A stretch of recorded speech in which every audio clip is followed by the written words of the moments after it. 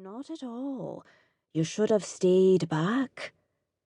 She raised the trowel like a dagger and started to stab again and again, thinking if she could just break through, if she could just crack the surface, surely there was something down there. Surely she could prove something. The point of the trowel bent with the blows. The ground surrendered nothing.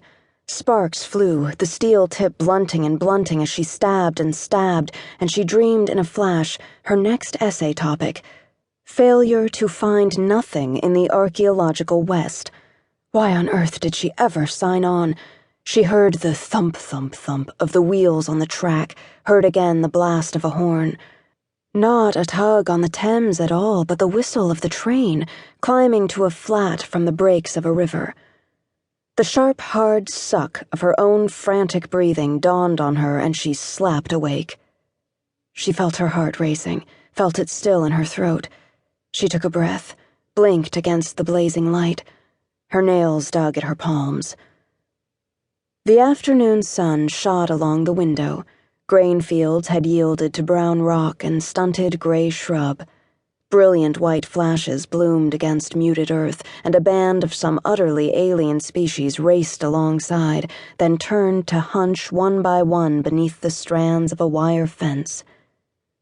She blew the hair from her face and watched them shrink with the distance. "The West," she said. "So this is it."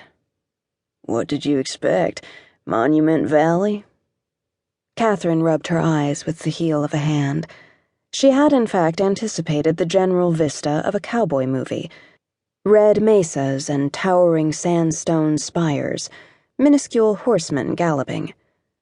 She squinted toward her critic, a cocksure kid at least 3 years her junior.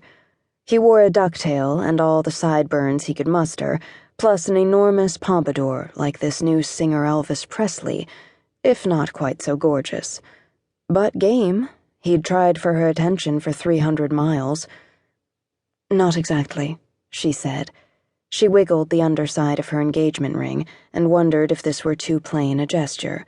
She hadn't quite gotten used to the ring herself. "It's not like going back in time. It's still the 20th century, even in Montana." "You sound like you're trying to convince yourself." "Huh. Not me, sister. I've seen it all before."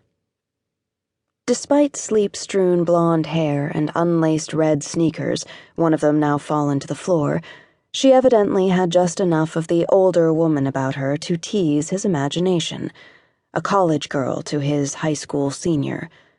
She let herself flirt with him, a momentary lapse. "Maybe that's why you need to convince yourself."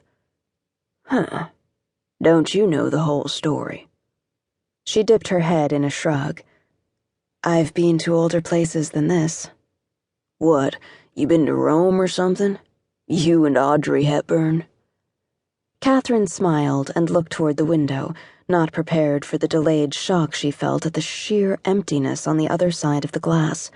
Just islands of rock and a sea of those shrubs, stunted trees here and there, not even a power line. She looked back. "Sort of, by way of Londinium." His eyes flicked across her, chin to waist and back again. He changed the subject. "My grandparents own a ranch out this way. I come every summer." "Is it anywhere near Londinium?" She tried to keep a straight face and couldn't. He let himself deflate a bit. "You're heartless." He gestured at her ring. "You must run that boy you got ragged." "What are those animals running outside when I woke up?" "Antelopes. Out here they call 'em goats. Speed goats." He dug in his satchel. Hours earlier she'd caught a partial glimpse of a magazine inside, just the top corner, with the block letters PLA. She furtively tried to glimpse it again now, but couldn't because of the angle. She knew what it was. Entertainment for men. Nothing short of a sensation. For 3 years she'd had a guilty curiosity to lay her hands on an issue, mostly to understand what this sensation was she wasn't supposed to see. Common knowledge, the actress Marilyn Monroe appeared naked in the first issue. Catherine's mother refused to see gentlemen.